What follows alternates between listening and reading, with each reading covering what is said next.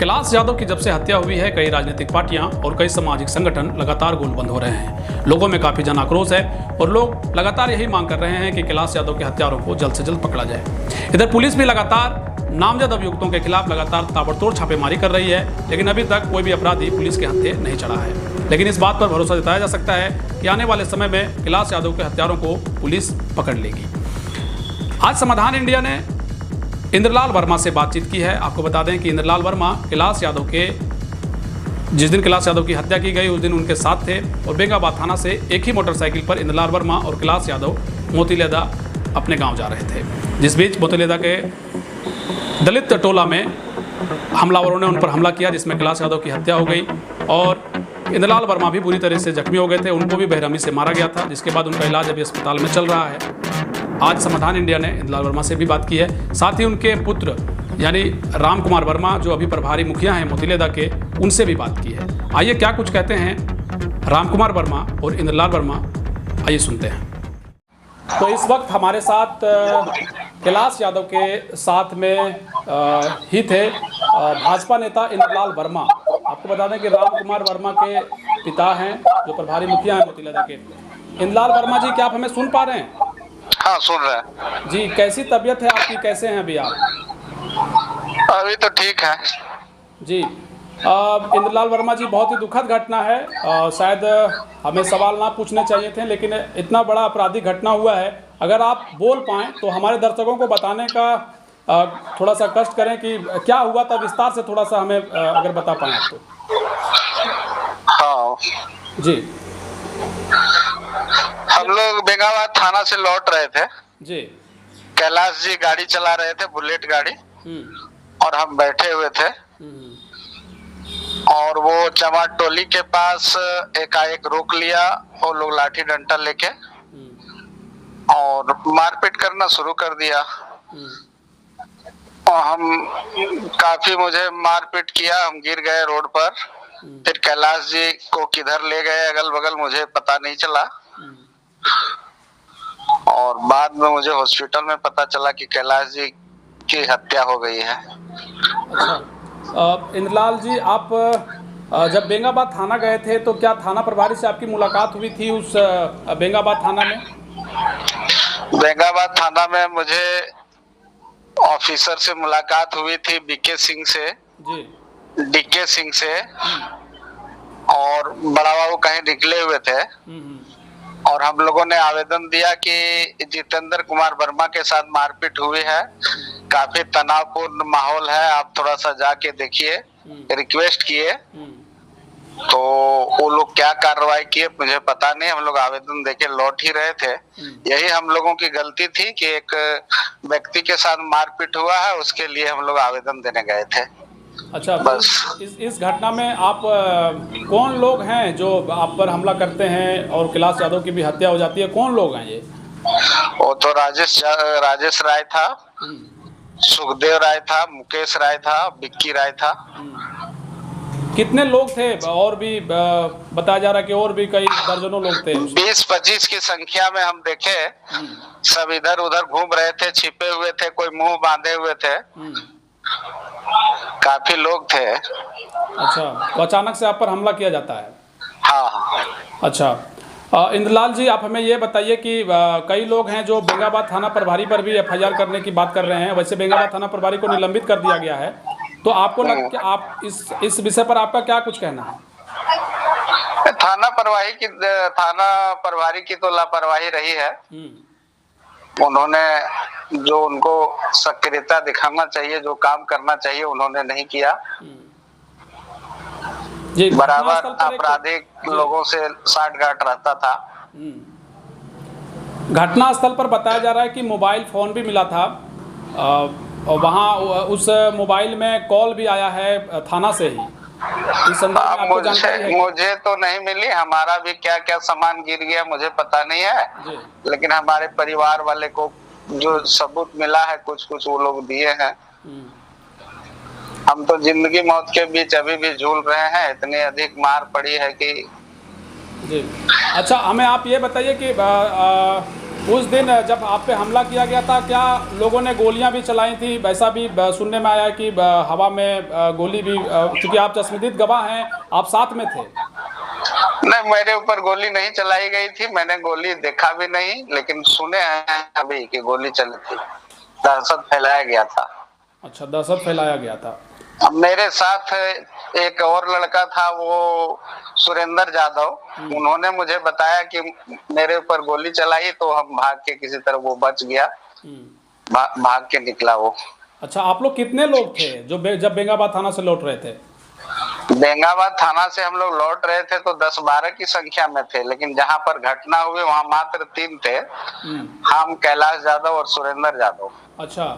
और पीछे रुक गए थे वो लोग कोल्हा सिंहा में।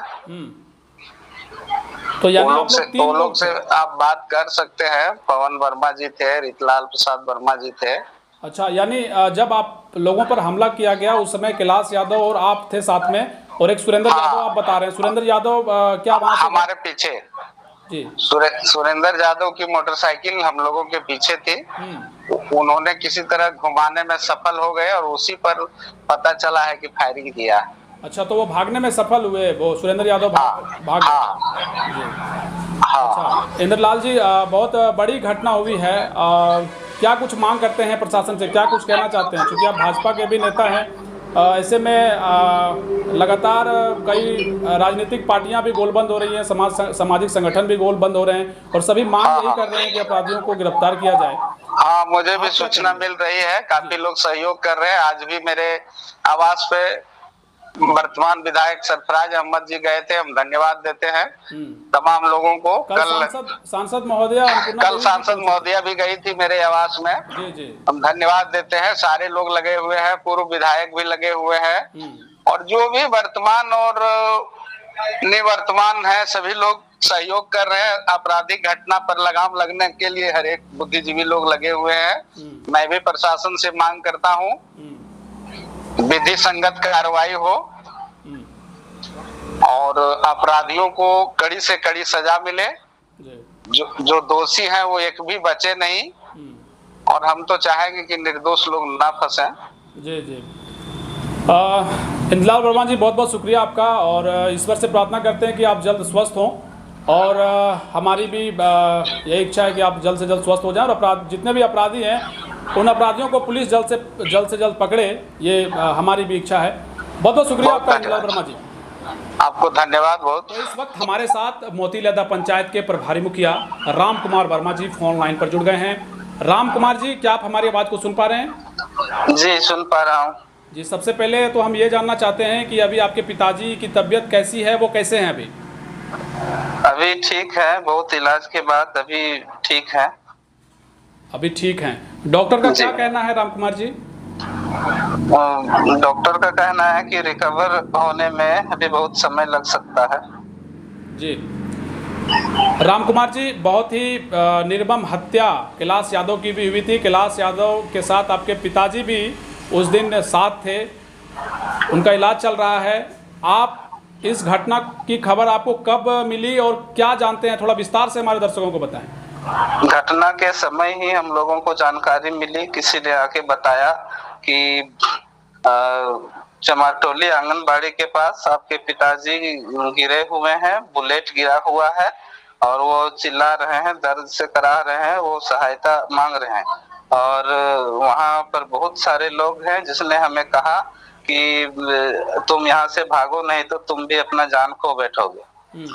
तो सभी लोग आनंद फानन में दौड़ के गए। जब सब लोग पहुंचे तो वहां से सभी लोग, कोई किसी के पास लाठी था, किसी के पास बंदूक था, किसी के पास रिवॉल्वर था और रॉड था, तो लेकर सभी भागे। कोई पैदल भागे, कोई बाइक से भागे।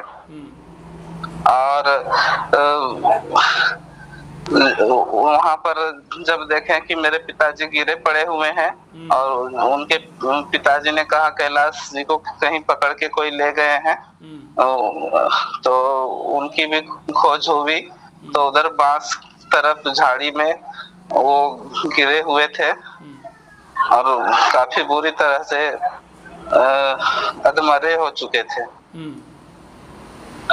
तो राम कुमार वर्मा जी, आप हमें ये बताइए कि ये कौन लोग थे और क्या पहले से कोई रंजिश थी या फिर क्या कुछ था? कौन लोग थे ये जो उस दिन इस हत्या में शामिल थे? इस हत्या में जी। सुखदेव राय, उसके पुत्र राजेश राय, मुकेश राय और विक्की राय, ये चारों लोग को मेरे पिताजी ने पूरे अच्छे तरह से पहचाना। बाकी लोग को नहीं पहचान पाए। लोगों की संख्या 20-25 बता रहे हैं। उतने लोग उस हत्या में शामिल थे, लेकिन ये 4 लोग को पहचान पाए। अच्छा, तो निलंबित सुखदेव राय मुखिया के बारे में आप बात कर रहे हैं। मुखिया जी, अब हमें ये बताइए कि क्या पहले से भी कोई रंजिश थी? पहले से भी किसी तरह का विवाद रहा है? क्योंकि वो निलंबित मुखिया भी रह चुके हैं, जिस सुखदेव राय के बारे में आप बात कर रहे हैं, क्या पहले से भी किसी तरह का कोई रंजिश हुआ था आपका? उस तरह का रंजिश हम लोगों का नहीं था। हम लोग नहीं जानते थे कि इतनी बड़ी घटना को अंजाम दे सकते हैं। वो दुश्मनी अंदर अंदर पाल के रखे होंगे, हो सकता है वो चुनाव जीते और अभी उनका पावर डीसी सर के द्वारा मुझे दे दिया गया। इसमें हम लोगों ने उनका कोई पावर नहीं छीना था। वो अपने ही करनी से 420 से उनका पावर छीना गया। तो अगर वो दुश्मनी इस बात पर रखे होंगे तो हम नहीं कह सकते हैं। और चुनाव में कैलाश यादव जी का बहुत अच्छा सेकंड पोजीशन पर वो रहे थे, तो ये भी डर होगा कि चुनाव नजदीक है, हम चुनाव हार सकते हैं। इस बात को लेकर भी इस घटना को अंजाम वो दे सकते हैं। जी, राम कुमार जी, आप हमें ये बताइए कि बेंगाबाद थाना में उस दिन कैलाश यादव और आपके पिताजी भी गए थे। किस मामले को लेकर वो दोनों बेंगाबाद थाना गए थे? क्या कुछ हुआ था? बेंगाबाद थाना वो आखिर क्यों गए थे? जी, मेरे एक वार्ड सदस्य थे, उनके पति को बुरी तरह से पीटा गया था। उनसे रंगदारी की मांग की जा रही थी। किसने रंगदारी की मांग की थी? सुखदेव राय ने। उनका ट्रैक्टर चलता है, तो जितने भी ट्रैक्टर गांव में चलते हैं, चाहे वो वैध हो अवैध हो, जितने भी कोयला पार उस रोड से गुजरते हैं, सभी से वो रंगदारी वसूलते हैं। और जब उनसे रंगदारी की मांग की गई तो उसने कहा कि अभी उस तरह का काम नहीं चल रहा है, नदी में पानी है तो बालू भी उस तरह का नहीं उठता है, हम घरेलू उपयोग के लिए ले जाते हैं, हम रंगदारी नहीं दे सकते हैं। तो उसके साथ बुरी तरह से पिटाई की गई। वो फिर जान बचा के घर भागा। उसने फोन किया कि हम उस आदमी से लड़ाई नहीं कर सकते, हम कानून का सहारा लेंगे, आप लोग हमको सहयोग करें। तो मेरे पिताजी कैलाश यादव जी सभी गए थे उसके सहयोग में, और वहां से लौटते समय उसने घटना को अंजाम दिया। सभी लोग हाथ लगाकर बैठे थे।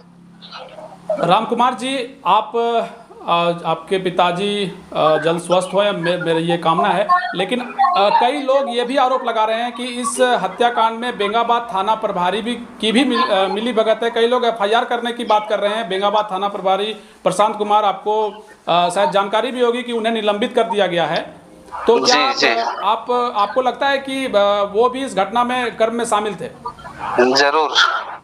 जब मैंने उनको फोन किया कि मेरे पिताजी को यहाँ पर मार के फेंक दिया गया है, कैलाश यादव जी को मार के फेंक दिया गया है, मेरे पिताजी बोल रहे हैं कि राजेश राय, सुखदेव राय, विक्की राय, मुकेश राय थे, तब वो कहते हैं कि नहीं नहीं, राजेश नहीं होंगे, वो तो बहुत चालाक आदमी है, दूसरे लोग होंगे, वो नहीं जाता है सामने। तो बताइए, थाना प्रभारी हो के जिसके साथ घटना हुई वो कह रहे हैं कि वो थे, और वो थाना प्रभारी हैं और वो कह रहे हैं कि वो नहीं होंगे, तो इसमें तो प्रश्न उठता है।